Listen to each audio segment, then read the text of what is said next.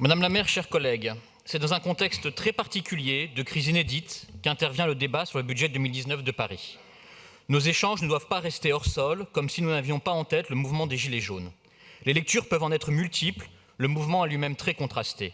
Tenons-nous-en à la question du pouvoir d'achat, ou pour le dire autrement, du reste à vivre une fois les dépenses contraintes payées. Dans le périurbain, si tangible, avec ses ronds-points et ses rocades, la question est « Comment vais-je pouvoir faire le plein de mon réservoir ou de ma chaudière au fioul ?»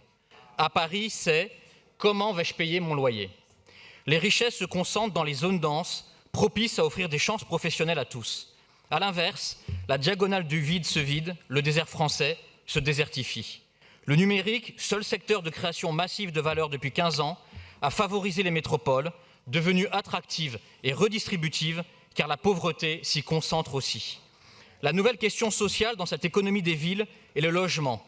Et la nouvelle frontière pour la régler, c'est Paris. Car Paris est le condensé de cette contradiction. La ville attire, mais ne parvient plus à loger ceux-là même qu'elle attire, notamment pour travailler dans les services de proximité, et ne réussit pas à conserver les familles dès lors que celles-ci s'agrandissent, voire qu'elles se constituent. Malgré la métropole, les inégalités territoriales s'accroissent dans notre région. Nous gagnerons si nous inventons le New Deal du XXIe siècle, la nouvelle protection sociale qui se nouera autour de l'habitat, des mobilités et de l'assurance chômage protectrice des parcours heurtés.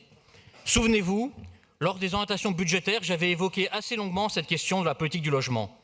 Depuis, vous avez fait des annonces, comme souvent, l'encadrement des loyers, en oubliant de rappeler que c'est le gouvernement qui l'a réintroduit après les annulations par la juridiction administrative, et donc un office pour distinguer propriété foncière de la propriété du logement. C'est reconnaître implicitement que la politique menée jusque-là n'a pas pleinement atteint ses résultats pour rester dans la litote. Eh bien, il faudrait réajuster le budget. Or, tout cela s'empile, sans que l'on sache clairement comment.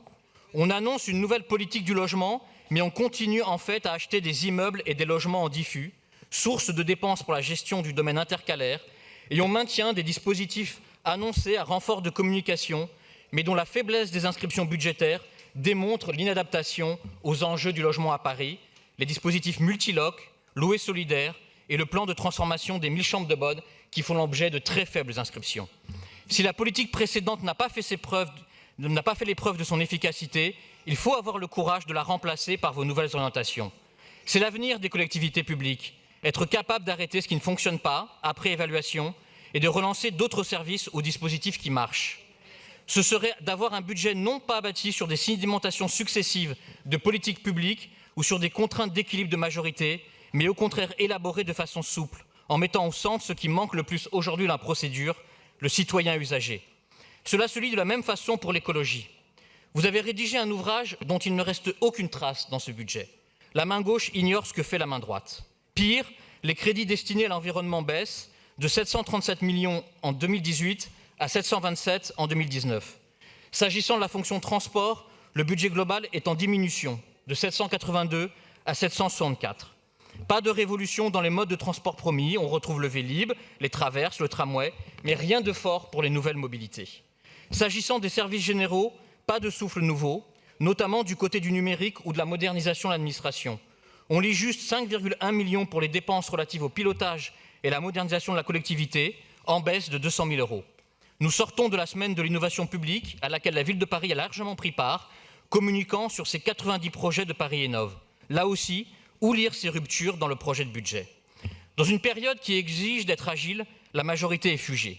Je vous l'ai déjà dit, la seule ligne de force de votre budget, Madame la maire, c'est la force des habitudes. Vous constatez vous-même les insuffisances de votre politique du logement, mais vous ne la réorientez pas.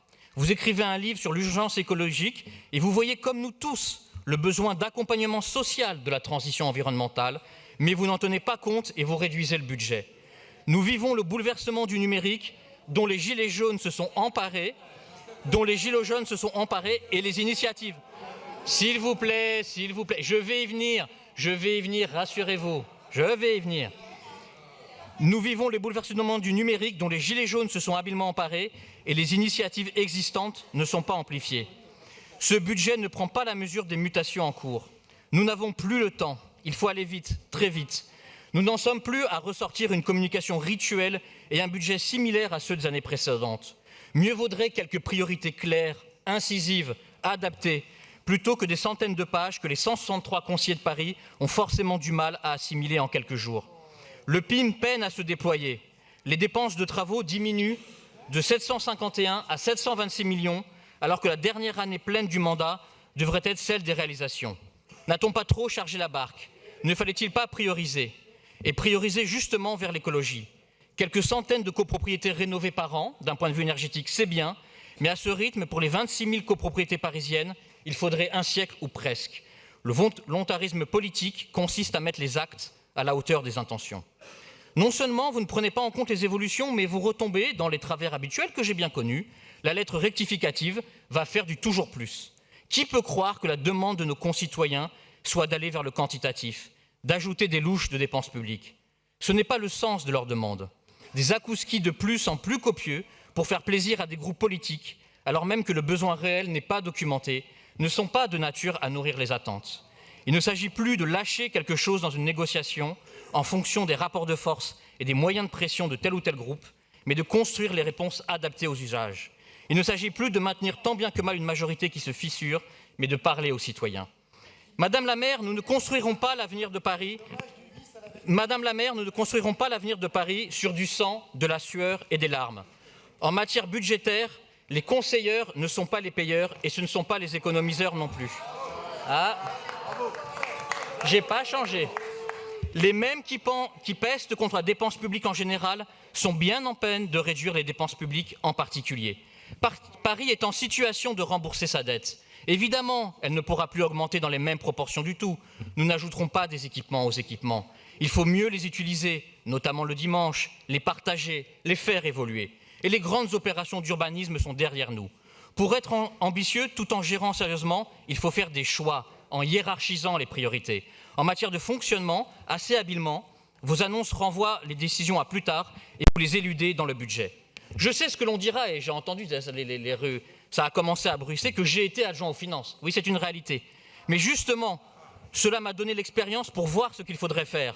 Révolutionner, eh oui, révolutionner la procédure budgétaire pour mettre le citoyen au cœur de son élaboration.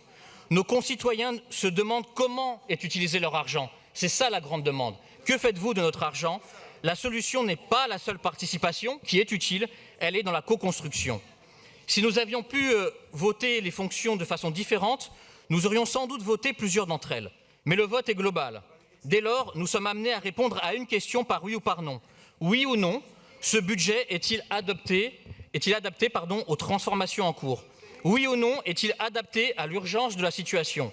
En répondant à cette question, nous répondons à la question.